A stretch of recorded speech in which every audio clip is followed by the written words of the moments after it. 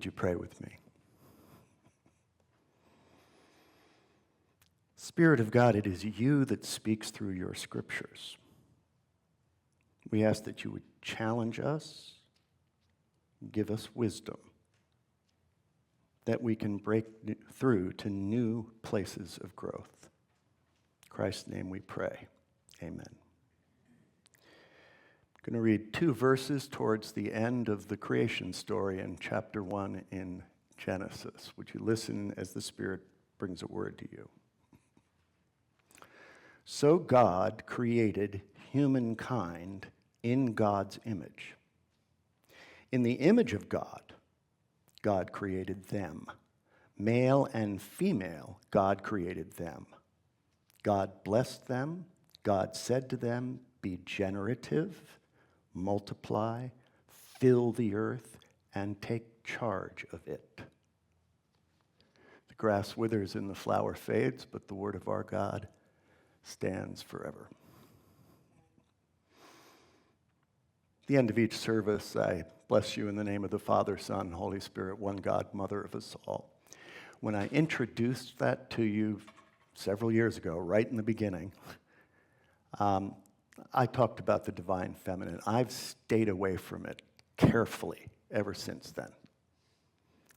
And part of the reason for that is if you get kind of stuck in the gender wars that go on around us that I'm really sick of, right? Those issues come up. It's going to look like it's because I'm woke, talking about the divine feminine, but that's not it at all. The reality is that male-female roles shift and change anytime there's a major shift in technology. It happened when we moved from hunter-gatherer to agriculture. It happened as we moved to industry. It's happening now. Now, I recognize that human beings are not crazy about change. They resist it and all, but I'm really getting sick of it. This has been going on a little too long. And I think the Christian church has something to do with that. I'm sick of women not being able to share all of the gifts they have and offer a unique contribution to God's creation. I'm sick of them not getting paid equal pay for equal work. Okay, we can factor in childbirth and time off and whatnot, but still, I'm sick of it. Sick of talking about it. I'm sick of men being afraid of losing their power and therefore resisting this. I'm sick of women being socialized to think that they can't be leaders, for crying out loud. Have you looked at our session? Women can be leaders. Trust me, I know. All right? It's just the way it is. All right? I'm sick of women painting with a broad brushstroke about what the masculine is all about, looking at the shadow side of the masculine and deciding that's what masculine is. I'm sick of that. It's bugging me. I'm glad that we've made some progress for women over these last decades. I'm concerned that we're not making corresponding shifts in male roles. We're not being able to help our boys figure out how to operate in this new world. It's inevitably new. It's inevitable change. There's nothing we can do about it. And then I'm really sick of everybody having to claim their gender. I'm sick of men being afraid to show their feminine side. All the jokes here. I mean, come on. All right? I'm sick of women being way too sexy at times they can't be, shouldn't be. And then LGBTQ plus, I mean, holy smokes. Everybody's wearing it on their sleeve. Everybody's afraid not to be appreciated. I mean, come on. At this point, we know that the biology of gender is complicated. We need to get over that. Let people be people. Care about them. Let them figure it out. And don't get me started on trans.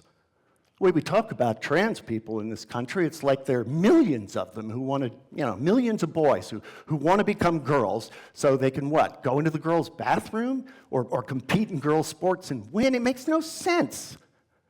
I know that there are issues of justice there and fairness.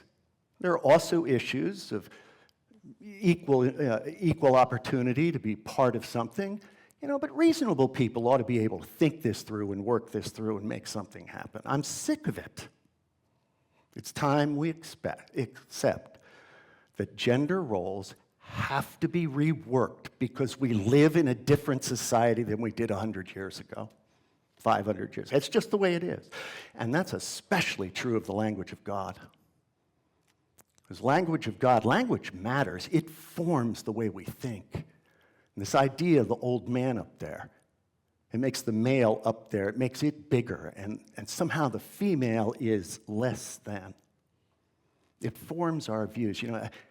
But a steady presence of a male God distorts the biblical witness. Oh, I know there's a lot of discussion about God the Father, and there are reasons for that. I'll get to them later. But when it actually talks about the nature of the divine, you don't hear that one-sided thing. Male and female in the image of God. My dad used to call it the stereo image of God. Everybody has a bit of both, the stereo image. The reality is God is a mix of masculine and feminine energies. If we ignore it, we get a distorted view of what reality needs to be like.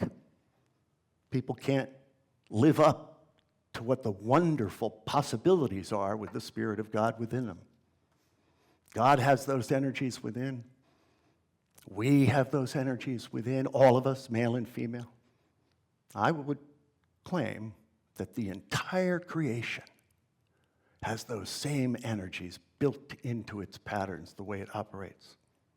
The driving energy, the calling together energy, the breaking energy, the making new energy. It's in the midst of all of creation. So,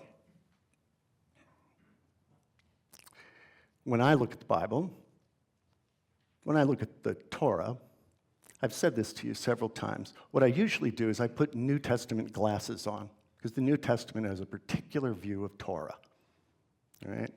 And so I read it that way, read it the way Jesus might read it the way Paul might read it, and that's how I interpret it. The Jews don't do that. They may use other glasses on Torah.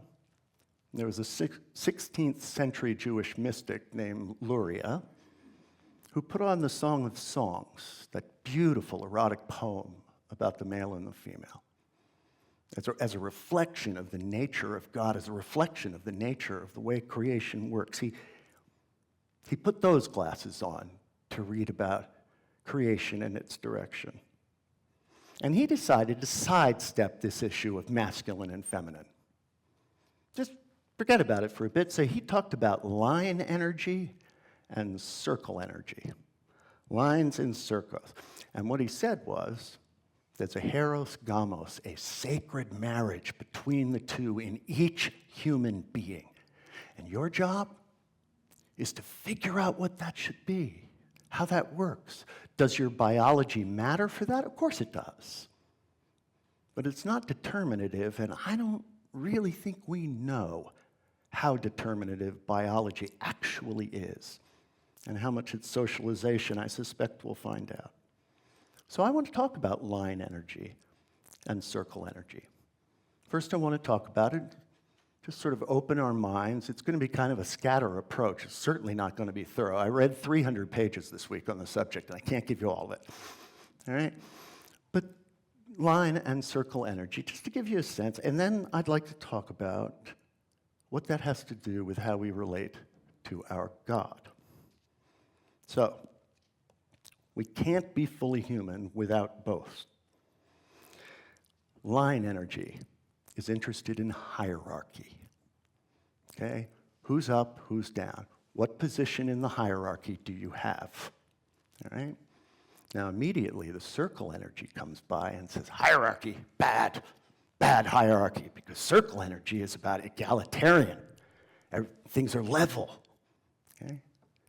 But the thing is that complaint is often about what we call the shadow side of hierarchy, a dominator hierarchy. The interest in getting up is so that you have authority and power and you control other people. But the hierarchy that is line energy within the divine is about growth and development. I mean, really, does a molecule think less of the lower proton? Makes no sense. It's a growth hierarchy. It's the way it works. I talk sometimes about cultural evolution. We've moved from tribal hunter-gatherers to mythic agriculture societies. Then we go into modernism, and that all breaks apart. Then we move into a postmodern. Now we move into an integral frame, thinking all of them have something to offer. It's a hierarchy. Some people are uncomfortable with that. I can't help it, it's just true. But you don't sit wherever you are in that and look down. No. What you do is you have a deep obligation to share what you have from where you are. Your position on the hierarchy has to do with your obligation to God's creation. This is not about being powerful and up there.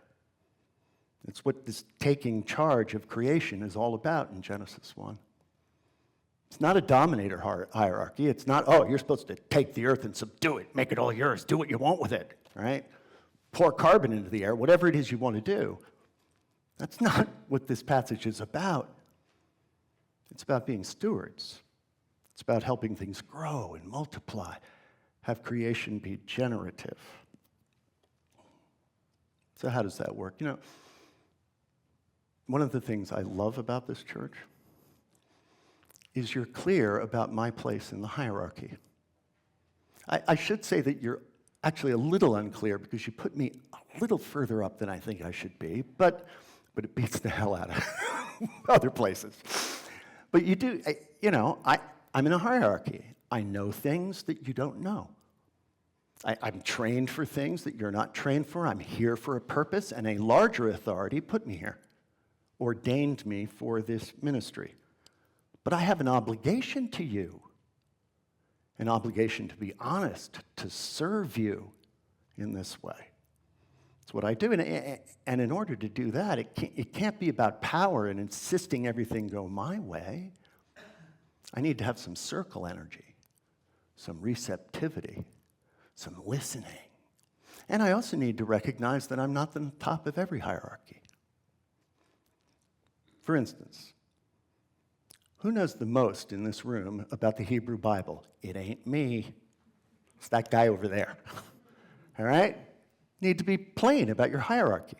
If you really want to know about Hebrew history, you're more likely to go to John for that question than me. I have a general sense. I know what's going on, but hierarchy. And he has an obligation to teach what he knows. Somebody asked me a little while ago, what was my vision for the music program here at Rockville Presbyterian Fellowship? And I said, my vision for the program is to have a music director who has a vision for the program. And that's what Evangelina does, all right? Because in the hierarchy, holy smokes, I got nothing to offer. I have friends who are pastors who are really fine musicians, who are in the midst of it. That's a little different. But me, I need to recognize my place in the hierarchy. I need to be able to invite other things. And the egalitarian energy, that circle energy, is important because if it's not there, you miss a lot. You read about how they train soccer players in Norway? The kids start to play for years. They don't even keep score. Every kid gets the same amount of time on the field. They don't separate you out until you're really much older. And as a result, they're able to find the talent that matures later and is encouraged. If you don't do that, if you don't have that egalitarian focus in the beginning, you lose something of the gifts that can be given. DEI, I'll go ahead and step in it. If DEI is about putting people in hierarchical positions that they are not prepared to live into, that they can't handle the obligation, then that's nonsense. But if DEI is about giving opportunity so people can grow into something, well, now we're on to something there, because we don't want to miss the gifts that people have. It's all about finding that balance within yourself, that marriage of circle and line, so that you offer your gifts to the world around us. That's what God is looking for. I should probably mention here about that business, about the hierarchy of male and female. You know, Eve, after all, was just a helper, right? So the male's more important. A lot of churches think that way. Until you look in the Bible a little more carefully and you realize that word helper is used 4 other times. 4 other times in the Old Testament. All of them refer to God, who's a helper of Israel. Female down to a male up? If anything, it would be the reverse. Balance. Understand. And that has an impact on people. I know of marriages where the man is theoretically in charge, while the woman in the marriage is really good at finance. She can't make any of the decisions. It really screws things up. No recognition of hierarchy and where you stand. Line energy, penetration.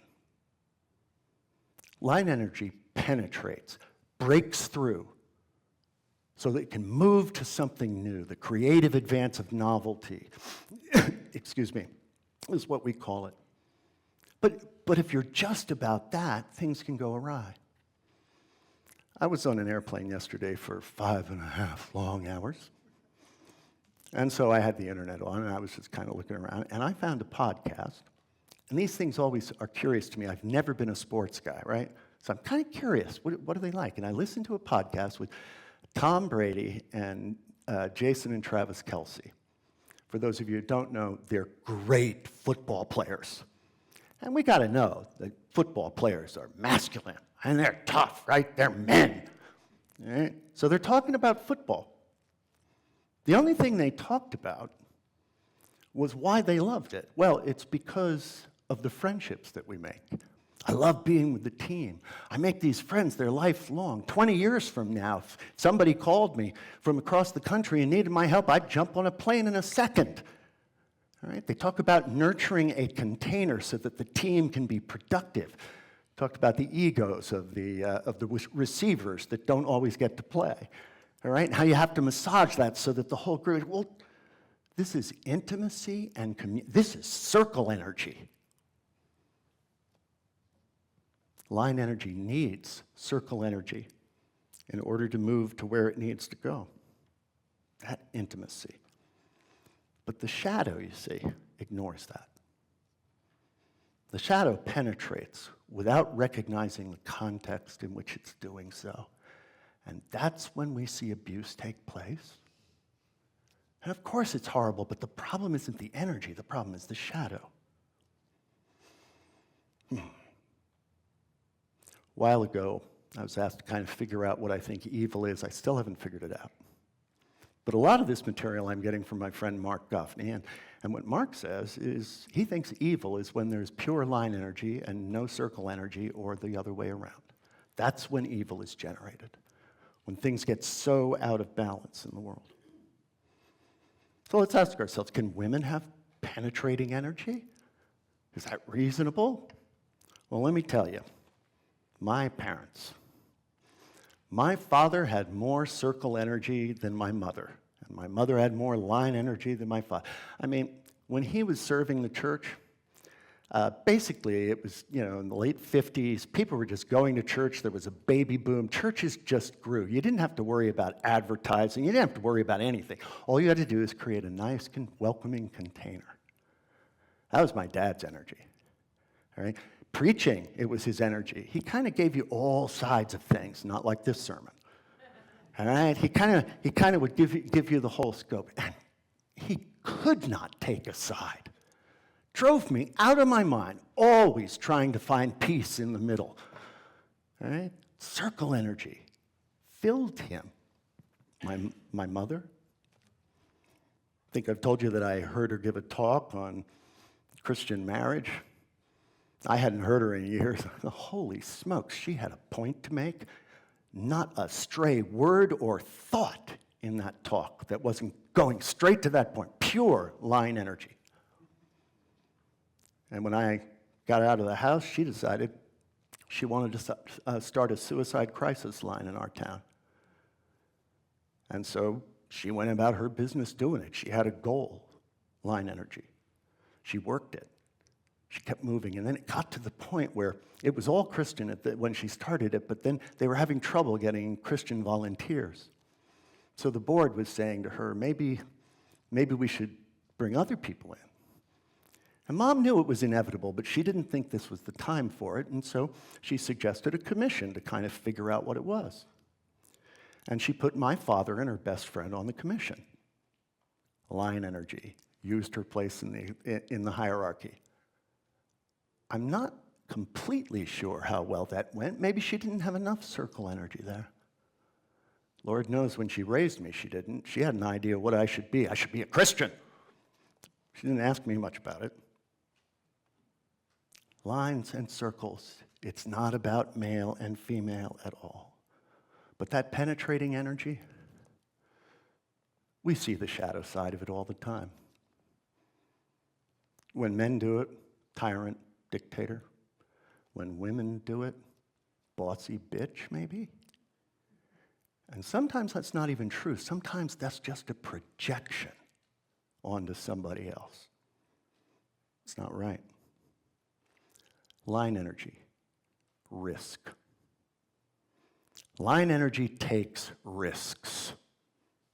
Jesus, take up your cross and follow me. Everyone here has a unique risk, because without risk, you can't move to something new. Everyone here has that. What's your unique risk?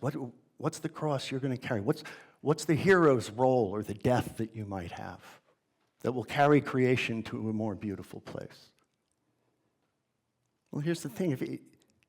If you don't have circle energy that offers you depth and wholeness, see the whole picture, that offers you wisdom, then your risk is going to go off kilter. Your risk isn't going to be as useful as it otherwise could be. We're seeing this a little bit in AI. A lot of people are taking risks on AI. Not so sure there's a lot of wisdom involved in this. Not so sure circle energy isn't being dissed as we go through this period of time. Line energy. Line energy gets the plot, the movement of creation. Line energy understands the story and their place in it. Which, by the way, is, I think, why there's so much masculine and father language in the Bible. Because, as I say, the Christians got it from the Jews, and the Jews were living in a context where they were surrounded by religions, a lot of which had feminine gods, but they were surrounded by religions that were all about the cycle of nature. Not going anywhere, just all about the cycle of nature. And one of the gifts of Torah is a vision that our God is moving towards a telos, towards an end. There's a purpose. It's not just spinning around for no good reason. The direction. Circle energy, what's the direction? Circle energy is all about beauty, the window onto the divine. All about beauty. That sets that direction and lets us understand that story. Line energy and circle energy, hierarchies, egalitarian, penetration, the sense of wholeness and appreciation and receptivity. All of this is in all of us, and I would suggest in all of creation. Now, I mention this because there is just way too much line energy in this world right now. Way too much. We're going to war. For what reason? I can't figure out. Just to get things or to make yourself safe, but are you looking deep and figuring out if it's actually making you safe? Is there a heros gamos, a marriage of the two that's calling us forward? Way too much line energy. We need the wisdom of the circle. We need the container that allows everything to gestate and grow without panicking and moving forward without really clear understandings. And the church, at this critical moment in history, really, has an opportunity to offer a way forward. We can offer a vision because we have circle energy and line energy. We recognize that the feminine and the masculine are tied up in the presence of God, in the Christ. Read the Gospels.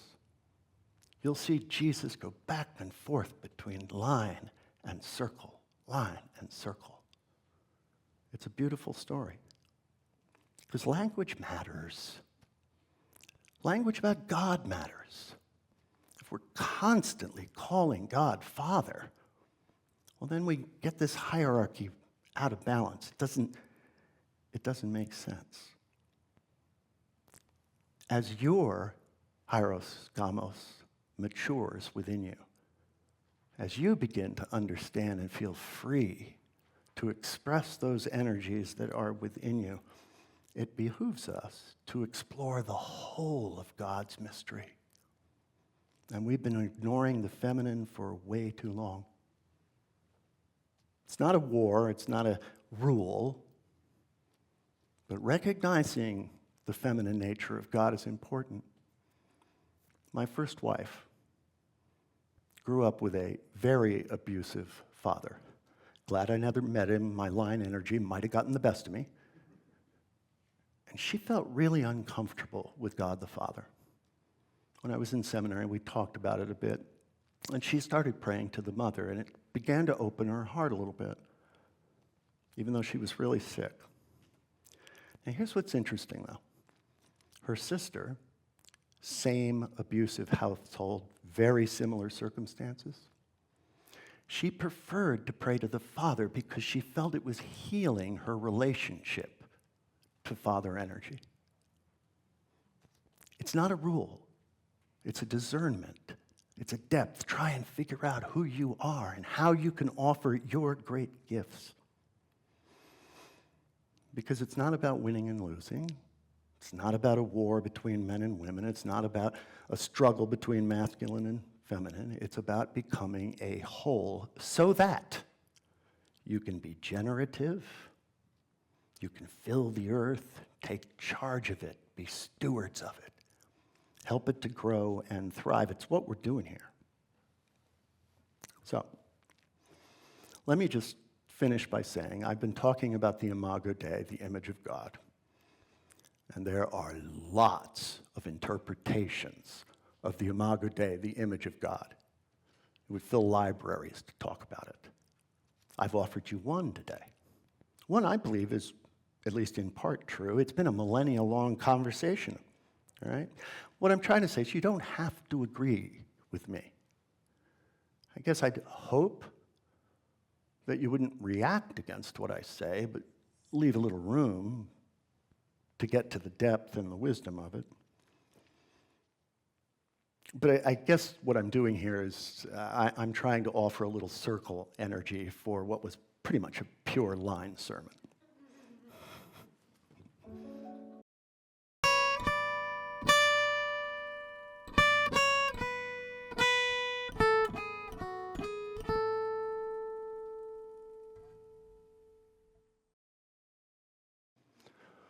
Whatever burden weighs you down, whatever flaw, whatever trauma you've experienced or dream that's been left unfulfilled in your life, you can know this. You are an expression of the creative love and power of God. You cannot be separated from God's love. God seeks your perfection and not your destruction.